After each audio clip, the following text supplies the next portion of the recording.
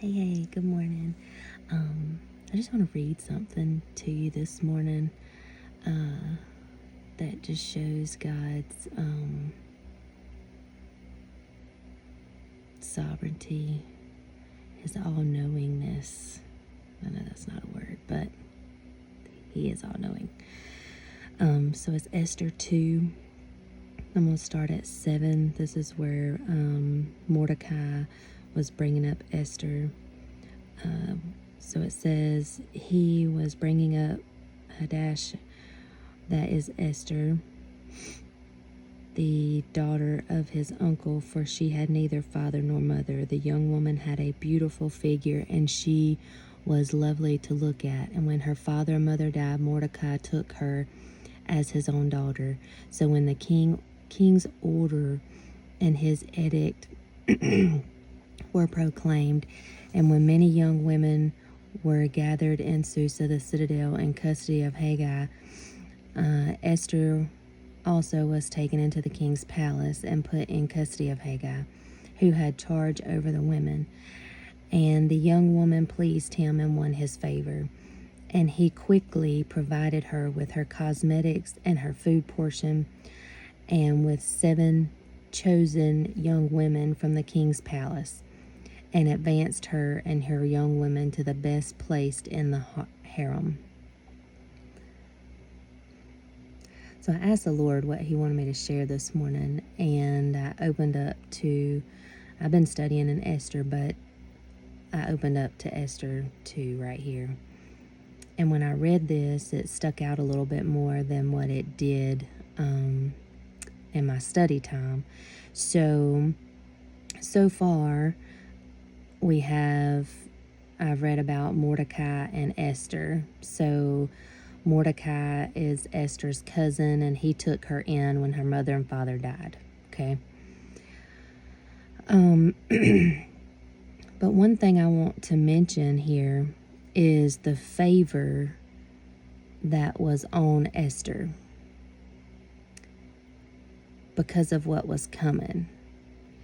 And there was things that was out of her control that she had, such as beauty. As it says, the young woman had a beautiful figure and was lovely to look at. Now, Esther had no control over that. That is all God. God created us all in His image.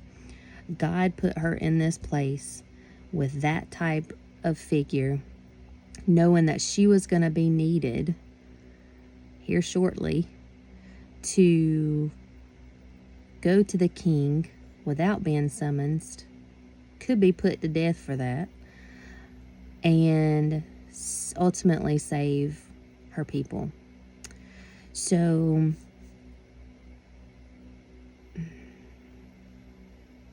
I just want to point out the goodness of God in just these few scriptures. Her beauty, she gained favor, seems like right off the rip, with Haggai, who was over the custody of all the young women that were going before the king to see who was going to see favor in his sight, to see who was going to be queen. Since Vashti did not listen to him, didn't come when he asked her to come. So he dethroned her, and now 3 years later, they're looking for another queen to take her spot. He got to where he was missing a companion. So they suggested to do this. So they took a lot of virgin young ladies that were beautiful and housed them. They went through beauty preparation, 6 months of myrrh, 6 months of frankincense. They ate proper foods. They went through all this, all this stuff for a year before they could go before the king.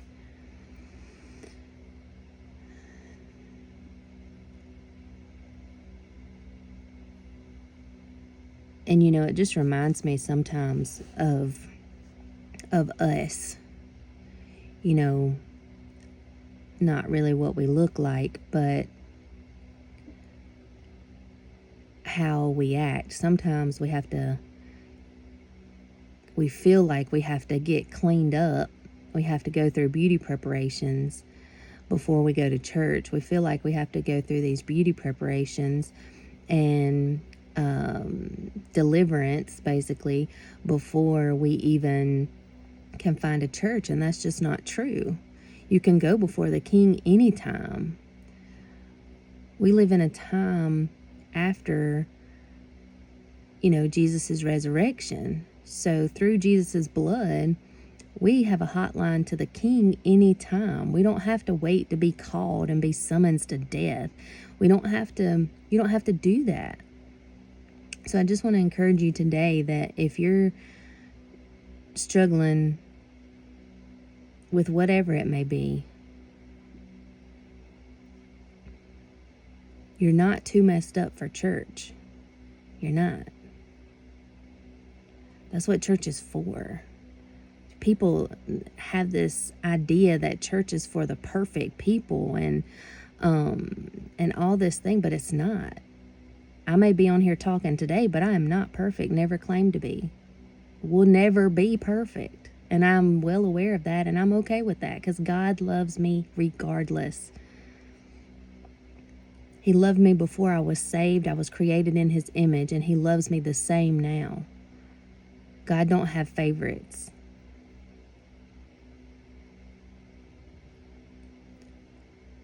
So anyway, I just want to encourage you. You don't have to get cleaned up. You don't. Church is for people that love the Lord and that are broken. It's for people that love the Lord and are healed. But you still struggling with stuff. Because if you say you're not, you're lying. There's something you're struggling with. There's something you desire or something you want more, or even if it's just a relationship with the Lord and you just want it more intimate, or you want to be able to pray in tongues, or you want to be able to see people healed, or whatever the case is, whether you're struggling with an addiction or you're just desiring something more with your relationship with God, there's still discontent within your body. We're all the same. We're all the same.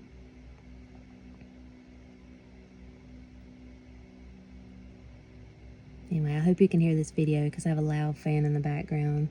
That sounds like a jet. And yeah, it goes year round, whether it's 20 degrees or 100, it doesn't matter. All right, but I hope you guys have a great day. I hope this resonates with someone, and it helps them to realize that church is where us imperfect people that love the Lord or don't love the Lord get together, and hopefully one day you will love the Lord. People that don't love the Lord need to be in church too. It's the whole purpose.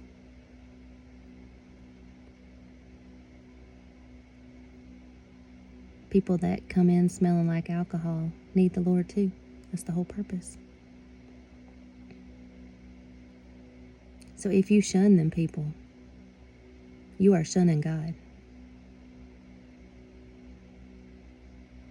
Because Jesus told the disciples, He said, the things that you did for the least of these, you done them as unto me. So you give that person a ride. You give the homeless guy a $100 bill. It don't have to be a $100 bill. It could be $5.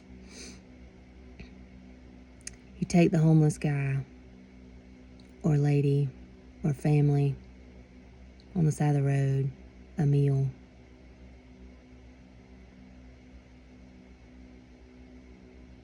You're doing all of that as unto the Lord. You cook meals for people. You do that as unto the Lord.